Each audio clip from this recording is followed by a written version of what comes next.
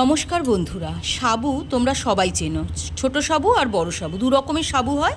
বাড়িতে কোনো পুজো আচ্চা হলে আমরা সাবু মাখা খেয়ে থাকি। অনেকে মিষ্টি সাবু খেতে একদম পছন্দ করে না, তাই এইভাবে যদি সাবু মাখা করো তাহলে সবাই কিন্তু খুব ভালোবাসবে সেই সাবু মাখাটা। তো করে দেখতে পারো। আমি আজকে করেছিলাম, তাই তোমাদের সাথে শেয়ার করলাম। তো ছোট সাবু নিয়ে নিয়েছি কিছুটা, এবার পরিমাণ মতো যার যেরকম লাগবে সেটাকে ভালো করে আমি ধুয়ে নিচ্ছি। 2-3 বার কিন্তু ধুয়ে নিতে হবে, আর ধুলে এরকম সাদা সাদা একটা জল বেরোবে।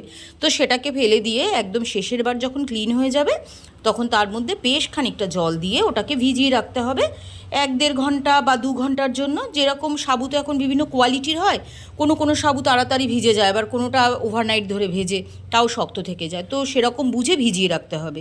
হ্যাঁ, তো ভালো করে ভিজিয়ে নেওয়ার পর সাবুর কোয়ান্টিটি কিন্তু ডাবল হয়ে গেছে, তো সেই মতো পরিমাণ মতো ভেজাতে হবে। সঙ্গে আমি এখানে একটা নারকেলের অর্ধেক মতো কুড়িয়ে নিয়েছি, কারণ যে পরিমাণ সাবু আমি এখন মাখবো তাতে ওরকম এই ছোটো বাটির 1 বাটি মতো নারকেল আমার লাগবে। তো দেখো সাবুটা কি সুন্দর ফুলে উঠেছে ভিজে, তো একদম নরম হয়ে গেছে। এটা মাখলে খেতেও ভালো লাগবে এবং টেক্সচারটাও কিন্তু খুব সুন্দর আসবে। আর সাবু খাওয়াও কিন্তু শরীরের জন্য ভীষণ ভালো। তো এইভাবে সাবু মাখা করে বাড়ির সবাইকে কিন্তু দিতে পারো। আর এই সাবু মাখাটায় এত সুন্দর একটা ফ্লেভার আসে না। এখানে আমি একটা গন্ধরাজ লেবুকে দেখো 2 পিস করে কেটে নিয়েছি, আর 3-4টে কাঁচা লঙ্কা নিয়েছি। সেটা ঝাল বুঝে দিতে হবে, যে যেরকম ঝাল খাও। তো আমরা একটু ঝাল ঝাল পছন্দ করি, এটার নাম কিন্তু আমি ঝাল সাবু মাখা দিয়েছি। আর আমাদের বাড়িতে সবাই এটা ভীষণ ভালোবাসে।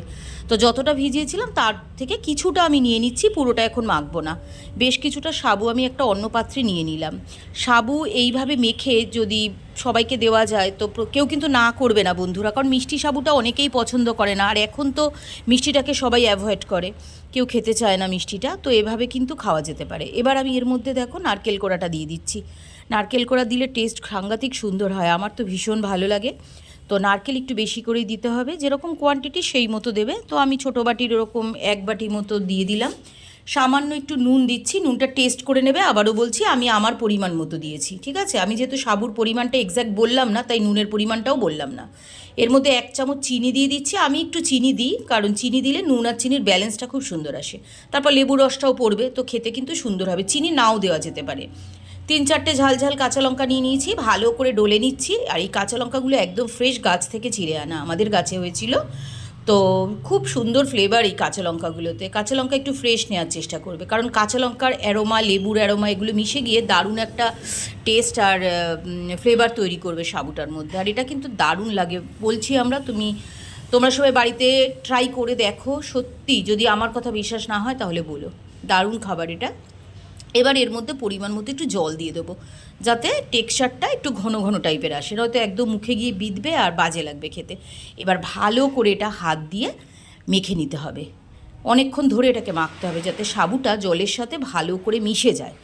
হ্যাঁ, আর দানা দানা ভাবটা কম থাকে, কারণ দানা ভাবটা থাকলে কী হবে, মুখে লাগবে আর ভালো লাগবে না খেতে। তো এইভাবে বানিয়ে কিন্তু তোমরা খেয়ে দেখো।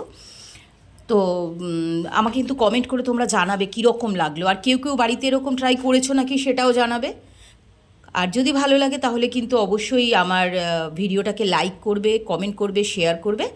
আর বন্ধুরা, তোমরা ভীষণ ভালো, সব সময় আমাকে সাপোর্ট করছো, খুব ভালো, তোমরা আমার পাশে থাকো। আর হ্যাঁ, অবশ্যই গন্ধলেবুও দিতে হবে প্রেস করে। গন্ধলেবুর রসটা কিন্তু খুব জরুরি। গন্ধলেবু দিয়ে, গন্ধরাজ লেবু বা কাগজি লেবু, যে কোনো লেবু দিতে পারো। একটা পাতা, লেবুর পাতা আমি এখানে ডেকোরেশন করবার জন্য দিয়েছি, ওটার কোনো ফাংশন নেই। এবার সবাই 1 বাটি করে খেয়ে নাও, খুব ভালো খেতে। আর এই ভিডিওটা কিন্তু আজকের এই পর্যন্তই আমি দেখালাম। তো আবার দেখা হবে, টাটা।